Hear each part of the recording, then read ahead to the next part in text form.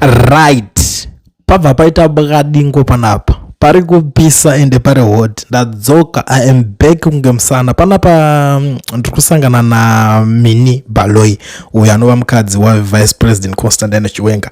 But ndikuona kuti panapa streets mune nyaya dziri kunetsa.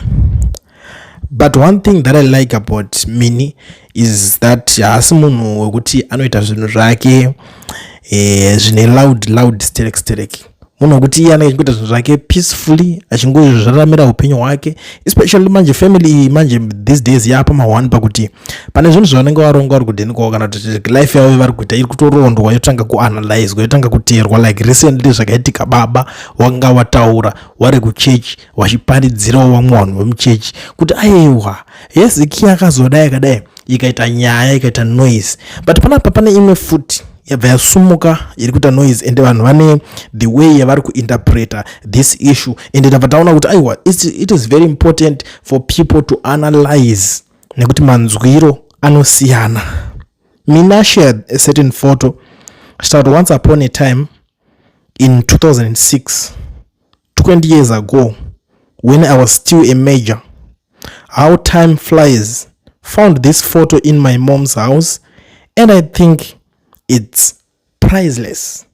Ndo mashoko ataurwa na Mini Baloi Chiwenga ameno vamwe munozodedza nemazita akasiyana kama munenge makuda kuzotaura kuti pamwe ndiningi zvinozodai so ndoziza kuti vanhu mazira munozongoita akawanda vamwe vanodedza vachiti ndo amai venyika chaiyo vatinenge tichida ivavo. But honestly speaking, in March 2026, Colonel Mini Baloi was removed from a role in the ZNA's military intelligence dictatorate and reassigned to the commander's pool. Mareasons acho akabuda ipapo anga ari funny yekuti unozoti unongobviswa pane certain position yaunenge uchishandira uri utanga unza because unongoda kuzotravela nemurume wako zvakasununguka, saka it's better kuti ungotravela nemurume wako. Vamwe vakati itori ngirikini atokwachurwa kubviswa muzvinhu because vanhu vanenge vachida kuti vasare vachiita mates dzavo chaizvo but unozongonzwa kuti zvitaurwa nababa saka anonzi asirwa certain role isina nebasa rese. Recently kunyanya kuita kuti nyaya dzese dzinge dzichibuda dzichiitika ndezekuti pane nyaya yaShaun Mnangagwa akabva kupromotwa recently apa and Shaun Mnangagwa ari kutaura zvoni angane ane 16 years so far ari mukati. But apa tikuona kuti Mini zvaari kutotaura ari kuti 20 years ago she was a major. 20 years. Saka ungati chiweka kuti kubva panopinda kuchisoja chacho unenge wane makore mangani kuti uzosvika pakuzopinda pakunzwa major. Pa major ndo panga pana Shaun pacho ipapo. Andi muri kubata pena mates dzacho. Saka pari kutonetsa ipapa ofuchiye takada kutarisa pa ma positions ake ameno engori nanenge ngori 2 dzinenge ngori 2 ranks chete dzakangowana ngepamakore ese waya.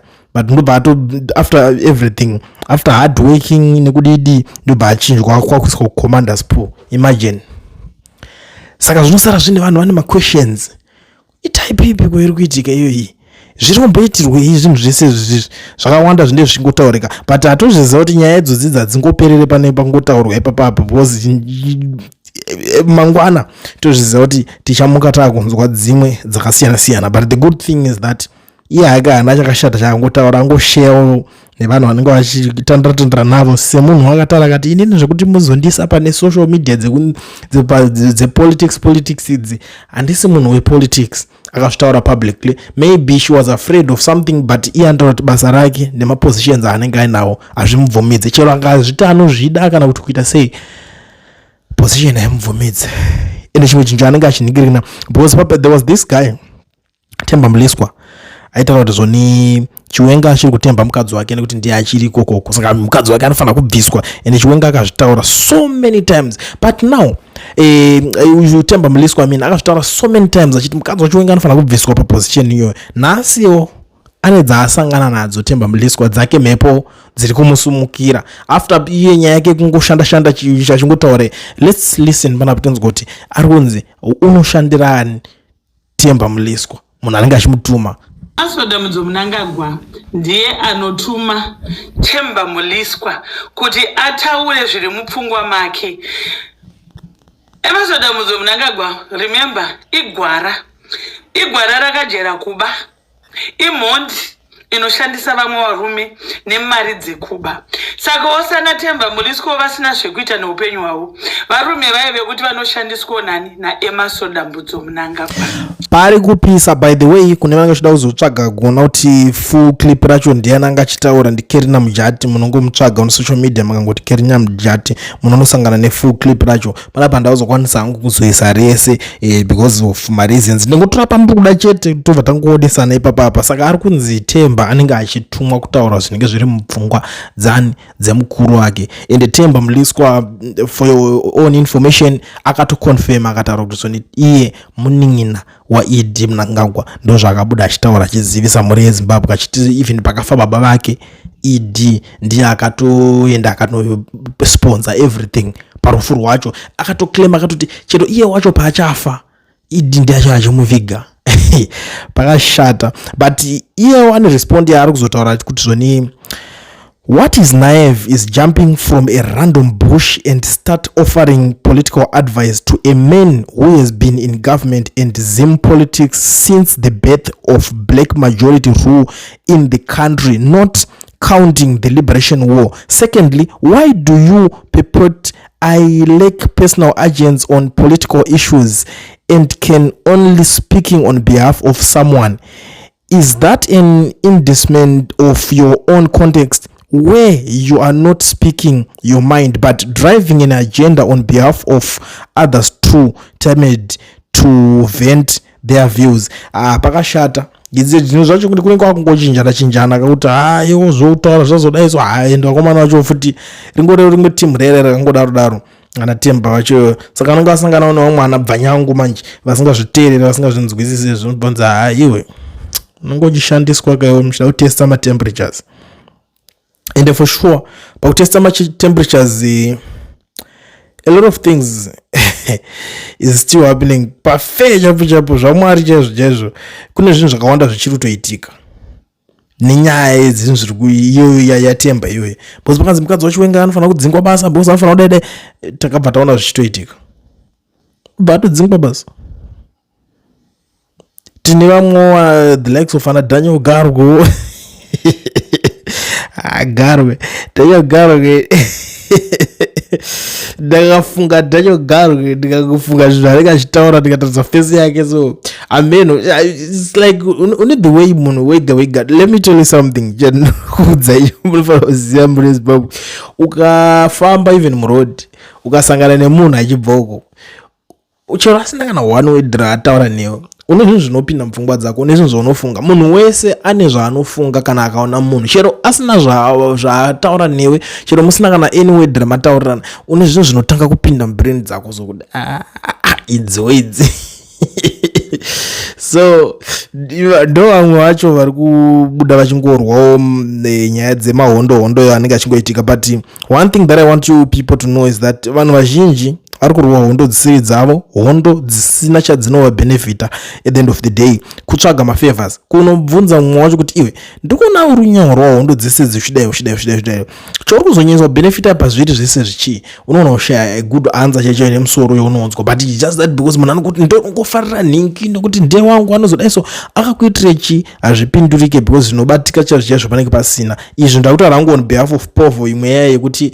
vaiita chidofo chekare chaicho kuti vaitukirana nyaya dzepolitics, kurovana, kuvengana, vamwe watosvika pakurovengana nehama chaiko, kutema vanhu nematemo uchita sei. Apo yongori chimunhu changu nhungo wobva utoti aiwa ndotinoita uchikwadza vanhu uchiita sei handiti. But nhasi mapoliticians vanokusiya vakadaro. Look at Mugabe right now, a good example. Vanhu vazhinji makapara mhosva muchiparira nyaya dzaMugabe. Some of the people vachitorikana mumatorongo up to now because wakapara mhosva, wakauraya munhu, uchiuraya munhu politics. But ichitarisa vana vaMugabe vacho vanoenda kubva vanopara mhosva, vapedza kupara mhosva varova ndepfuti vaita sei. The next thing vanongosvika vachingobudiswa. Why? Because they have the connections, they have money, they've got everything chinokwanisa kuvamiririra. Iwo chienda kaunoti ndakambomirira baba wenyu kuti vazodai so, just go to Grace right now kana kusumudza foni kuti ndini kauya ndakazodai so kana ndakazodai. Because ukanotresa ukanotarisa mumatorongo vari muhobo vakadziparamura mhosva uchiurayira vanhu nyaya idzo dzisina basa idzi dzepolitics. but vanhu vacho vamaurayira vanhu vacho ivavo vari kupi izvezvi? Hapana chaanokwanisa kubatsira nacho. Ukaenda una Grace ukanoti ndakazodaisa vanokuzoti takamboita agreement kupi takakutuma here, wakatumwa nemurume wangu here kuti uchingoita izvozvo, handi ndo waingoitawo. Saka hazvina prizes zvinhu izvozvo, hazvina chiya zvinokubhadhara. The best thing chaungatoita iwoka kutanga kufocusa nelife yako. Ukaona politician, let me give you this tip because ndoziva kuti iyi inoshanda, ndakaiudza vanhu vakawanda vakabatsirikana. Ukaona politician acho achikuda kuoffer something, take it.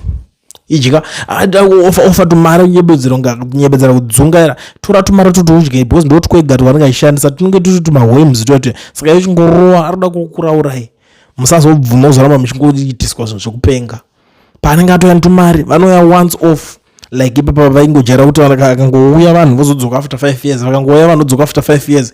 Makansela ndovamwe nembiri yekukampena vachikampena vachiti tinozouya togadzira maroads. Up to now I think it's been almost 20 years hakuna kana akagadzira road, vachinjana zve kombodai so because asi pano unokampena pepe mutorise ichigrade chacho agara atomborwa road yekwenyu, izvozvo uone kuti zvinhu hazvichinje here. Akapano yachiti ndoda kuzodai so ndozonoita dai ndobhadharira kana vana venyu maschool fees, chimbotangai mamubhadharisa kwegore iroro rauye iroro. Akava achida kutenga mani, musatengwe nechicken ina ina basa, ingori huku yakaputirwa neflower ikaiswa zvimaspice ndobva yakandwa mumafuta. Saka musabvume kutengwa nezvinhu zvisina nebasa rese zvekuti mangwana ukangoenda toilet obva waonekera ende hazvisi healthy futi madhokta havatomborecommended, inenge ichitonzi junk food. But in case hauzvizive, that's why uchingojambira zvese. Kana ukaona vada kuuya ngavave nezvinhu zviri meaningful. Izvezvi ndikuona vanhu vakawanda vari kunetsa nanyaya yecab 3 kuita sei kwacho. Cab 3 yacho ichiuya iyoyi taudze kuti ndanzwa kuti mune cab 3 ka pane mari pacab 3 papa, because the next thing kuitora kusaitora kuna vanongoitora vanongoita zvavari kungoita izvozvo. Asi mimi musabvume kuitiswa zvina basa, usabvume kupariswa mhosva, usabvume kuvenganiswa nevanhu nemapoliticians because vanouya vachienda ende vanofa futi. Vanhu vakangofanana newe vakapedza kutoita zvavari kuita, the next thing kufa votoenda. Kune vakachistadha chidhiri chocho vakatodyawo mari vakangonyarara vakatoenda. Saka zvakawanda munozogona kuzozvidzidza, but I don't want to waste much of your time tirapa tichingotaura tichingodii I understand kuti it's weekend. Saka weekend inenge ngori ichi mune mudawo manyira makulayo. Ndikabva ndangoshandisa hangu mukana unowo kudzivisa maZimbabweans ese zvawo vari munyika yeSouth Africa ini vari kudawo kuregisterwa macompanies nekuvhurirwa maFNB business accounts vasina mawork permits kana kuti mastudy permits. Ndiri kuti mazuva ano zvaisi pane company inonzi Education Research inotungamirwa nanamukoma Owen. Iyo torai namba ipapa mubatsirwe, register company ovhurwa FNB business account usina work permit kana study permit, taura neEducation Research ndo company yacho. Izvezvi ukatotaura navo vanotokubatsira ende vanokuitira vari kwavari ikoko, iwe uri kwauri ikoko, haunide kutravel uchinovatsvaga kuti vari kuitira papa. Handiti nhamba dzavo idzodzi vari nationwide, chako chetewo kutaura navo communicate, but make sure kuti une passport. Handiti passport yako iyo ndio inoita kuti zvinhu zviite zvinge zvichiitika. Dzepolitics tichadzoka tichiswerera tichionesana, but for now tikumboti ngatimboperera panapa. Have a good day.